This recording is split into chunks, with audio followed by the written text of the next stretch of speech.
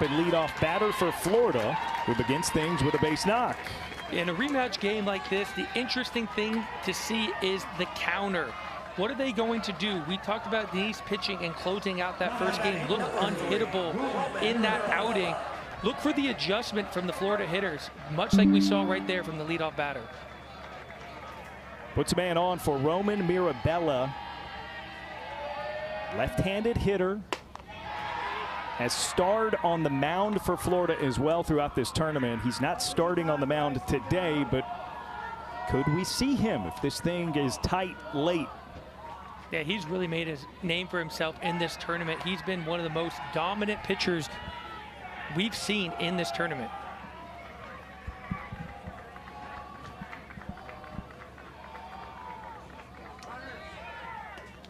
Alaska, the runner, took off for second, had it easily by the time that ball got to the backstop.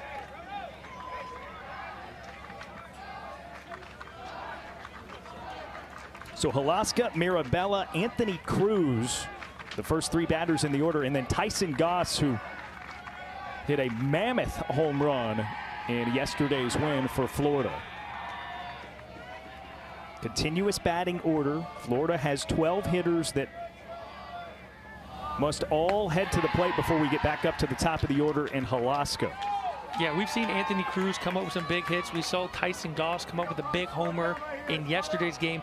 But really, it was that bottom of the order that was really doing a lot of damage for this team from Florida. Mirabella takes, that's ball four.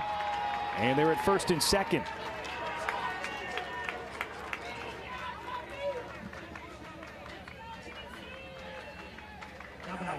Bryce Denise has done a little bit of everything for this California-57 team. We saw him steal home earlier in this tournament. Yeah, he's been really fun to watch. He really kind of ignited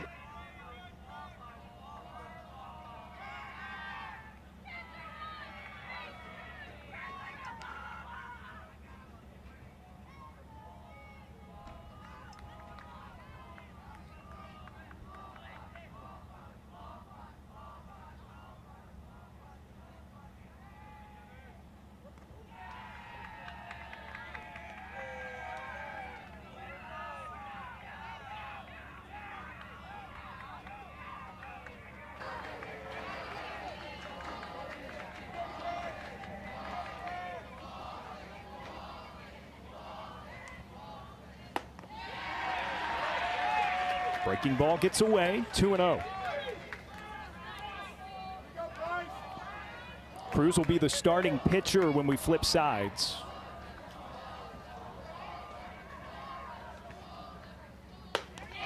Takes a healthy cut and now has 2 balls and 1 strike. Sometimes as a young pitcher in a situation like this, when you're facing a team for the second time, you feel like you have to change a little bit. He had a ton of success facing this Florida team. He's just got to get back throwing strikes. Both runners going, and Cruz fouls it away. 2-2 now the count. Yeah, Denise threw 1 2/3 with only 19 pitches to close out that first game against this Florida team. On Sunday, he gave up 1 hit and struck out 4, including the last 3.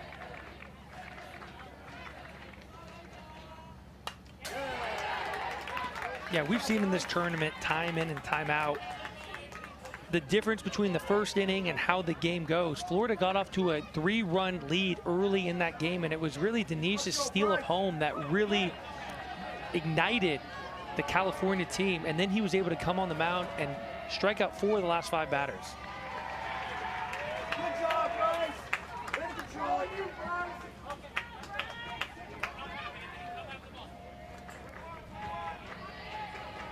Here's another 2-2.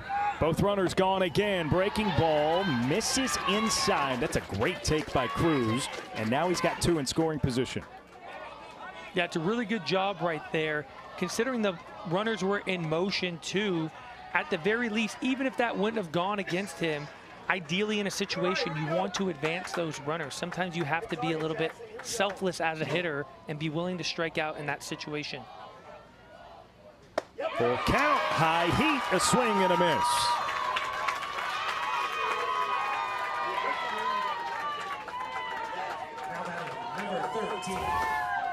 Yeah, really good bounce back. Falls behind early in the count. Goes with that fastball right at the top of the zone. Tough pitch for Anthony Cruz to get on top of. Brings up Tyson Goss. Out before a pickoff move toward Halaska at third. Danish is fearless, huh? Yeah, you got to be fearless to make that type of pick in this situation. Great pitch to get a swing and a miss for strike one.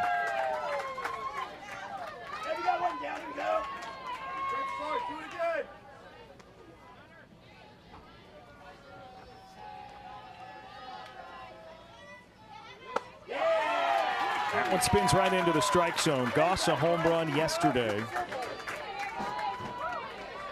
Absolutely got a hold of it. Yeah, you got to be careful with Tyson Goss. That's a home run with 2 strikes on a very similar pitch that he just took. Puts it in play. It's on the ground towards second base. Close play at first. He's unable to run it out, but it brings in a run.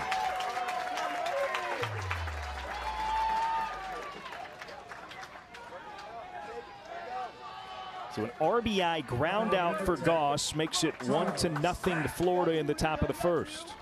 Great job by Tyson Goss right there. We talk about playing the game. Not every RBI is going to be a home run. Sometimes you have to do what the game calls for. Aggressive first pitch swing. That's a hard hit ball out to center field that's squeezed by Bennett Humphreys of California-57.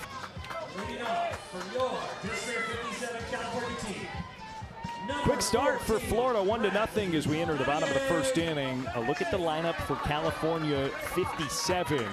This top 3 in their order has been really dangerous. Bradley Gunyon, Bennett Humphreys, and Bryce Danish.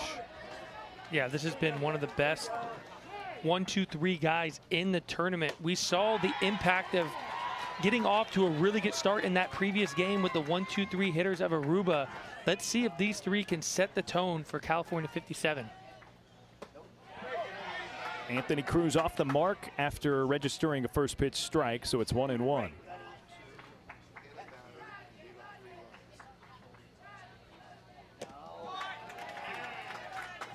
Cruz with a 2-1 count on Gunyon.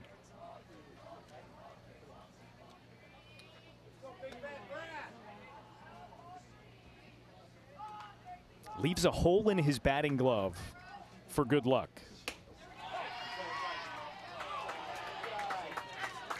When you were playing, Kevin, would you stand for that? Like if you had a pair of gloves that got a rip in them, would you replace them immediately? No, absolutely Fly not. into right. And Gunyon is down for the first out.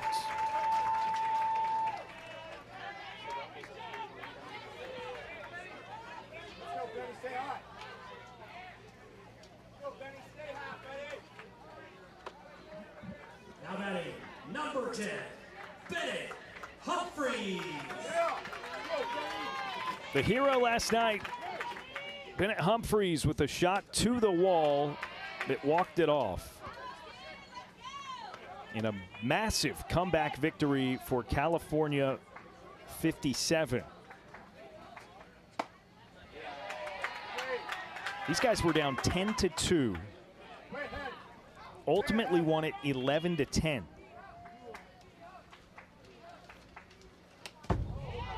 That's very impressive. We talk about at a tournament like this, no lead is safe.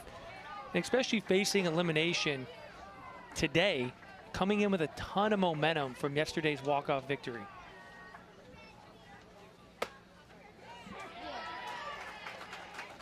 There's strike one. You know what they say about momentum in baseball, though? It's only as good as tomorrow's starting pitcher. That's good. That's good. Humphreys walks. And he will be the first base runner for California-57. Bryce Danish. Florida certainly hoping Anthony Cruz can be effective as their starting pitcher. It's a swing and a miss from Danish. something to look out with Anthony Cruz on the mound. I got a chance to watch him kind of warm up in the bullpen before the game. He does a really good job utilizing this slide step. And at this level, that's the best way to really kind of control the running game. We've seen both of these teams be really aggressive stealing bases. The quicker the pitcher on the mound can deliver that ball to the catcher to give him the best chance to throw out a base stealer. Foul ball, a quick 0-2 on Dinesh. I see what you mean. I mean, he is very quick to the plate. Yeah, it's something you have to work on. You know, in terms of Anthony Cruz, he's a big kid. He doesn't have to rely on this high leg kick to create power. He's relying on getting down that mound, being a big, strong athlete. And for being as big as he is, he's got really quick feet on the mound. You could tell the base runner is not super comfortable getting far out there because of how quick his feet are on the mound. There goes the runner. Dinesh wastes it with 2 strikes. So Humphreys has to go back to first. Keep going. Let's go. Get the base runner. Here we go. Tried to get him off balance. Get the base runner. You've talked a ton about the importance of what an extra 70 feet can do in these games. I mean, having someone that can manage base runners seems to me like it would make a huge difference based on what we've seen. It makes a huge difference in a game like this. The 0-2 rocketed into the air, left center field off the bat of Dinesh. Goodbye.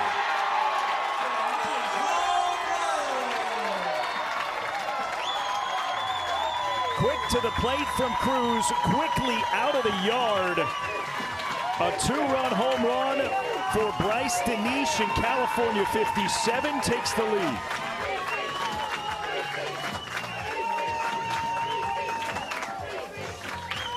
We talked about how dangerous those top 3 in the lineup are, and Bryce Dinesh lives up to this. Gets on top of this fastball up in the zone. What a beautiful swing right there. What a great moment. Notice the adjustment he made right there, getting that foot down early. Wasn't trying to do too much with that pitch. Nice, short, easy swing, a ton of power off his bat. That was with 2 strikes. Fights one off, fouls it away, gets another 0-2 pitch. You mentioned he gets set early so that he can adjust and fight it off if he has to. Yeah, and a lot of this comes down to the base runner and Humphreys at first base. When you're a base stealer and you want to get over there, you have this idea that you want to steal second base. But if the pitcher's doing a good job holding you at first base, changing his timing, quick to home plate, the idea of the stolen base is almost as effective in getting in the pitcher's head, allowing him to make a mistake right there with 2 strikes. Charlie Muir swings away on a 3-0 and puts it off of the center field fence. Got out there too quickly. He's held up at first with just a single. But that thing was mashed. Oh my goodness, what a swing by Charlie. It's only going to show up as a single in the box score, but I don't think you can hit a ball any harder than this. Once again, Anthony Cruz goes with that 4-seam fastball. What a beautiful swing, outer half. Look at this. He barely gets to first base by the time that ball hits the top of the right center field fence. Cruz a breaking ball to begin things against Cooper Sullivan. 1-0 the count. It's amazing in this game. You can hit a rocket like that off the top of the center field wall, get to first base, and then you could take a full swing and the ball doesn't even get out of the infield and you end up in the same spot. Yep. Or in some cases, a ball stays on the infield and you maybe make it to second, as we've seen this week. Funny game. Now another 3-0 for Cruz as he faces Cooper Sullivan.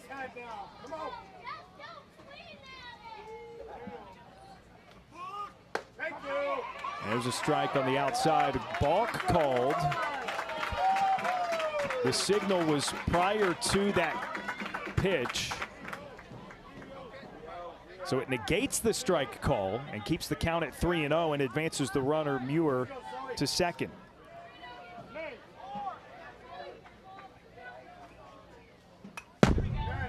There's another 3-0 swing for California-57. Yeah, we talked about Anthony Cruz wanting to be really quick on the mound to throw the timing off of the base runners. Right there, he was just a little bit too quick. As a pitcher, you got to make sure you do come set and come to a complete stop. Fouled out of play. Now it's a full count for Sullivan.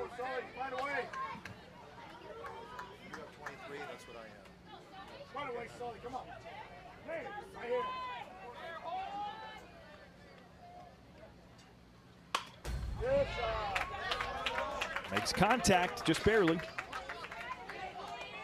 I absolutely love that. That's called battle mode right there. It doesn't matter what it looks like. You fight off a tough pitch. You earn yourself another pitch in this at-bat. Ball 4, a nice take.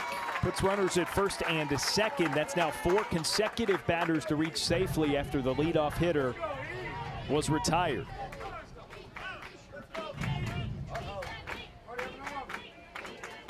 When you have that willingness to almost make a fool of yourself and take an awkward swing and fight a tough pitch off, the result is seeing another pitch, and that next pitch leads to him getting on a walk. So not an ideal start to this game for Florida and for their starting pitcher, Anthony Cruz. Livermore Area Parks and Rec, John Muir Health, Uncrustables, FordLittleLeague.org, Gatorade, and Easton for making today possible. Don't gotta do too much, eat. Come on. But Cruz remains in. They'd like to ride him out. We've seen this plenty this week here in Livermore. Tough start, but then it settles, right? And a starting pitcher who maybe had some runs scored on them in the first or second inning can give you a little bit of length. You have to imagine, during that first game, we saw a shot of both these teams in the batting cage. They've both been here for a long time, waiting around to play this game. Both of these teams are coming out with so much energy that eventually the game will kind of flatten out. The game will kind of settle in a little bit, but both of these teams are coming in super fired up for this opportunity.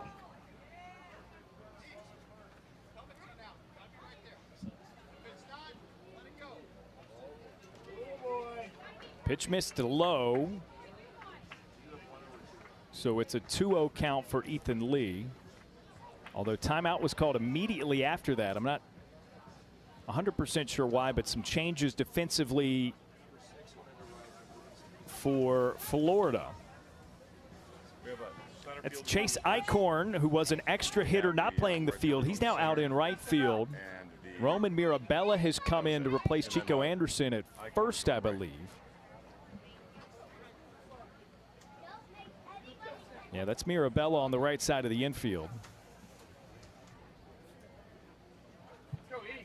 This is evidently a move to start getting somebody loose. Likely the next pitcher for Florida following Cruz whenever he exits. So that misses. And now it's 3-0 again. And they're confirmed. Is Chico Anderson warming up?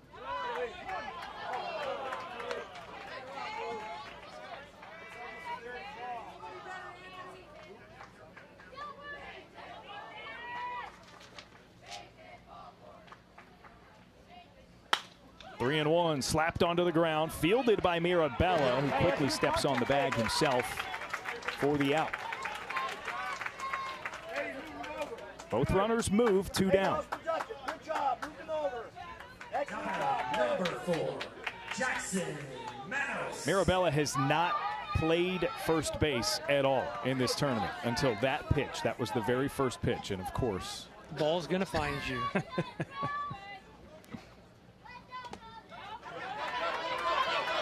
ball spins away, play at the plate, and the toss back to Cruz covering is not in time. It scores a run.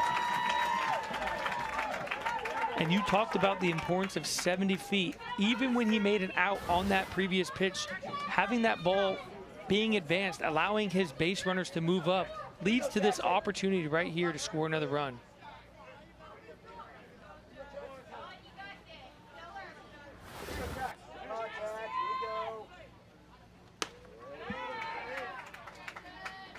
Outside.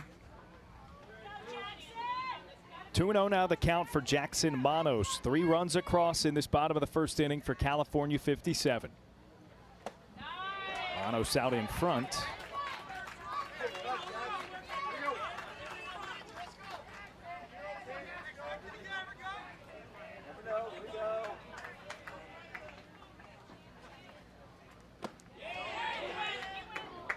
Comes about 3/4 of the way around.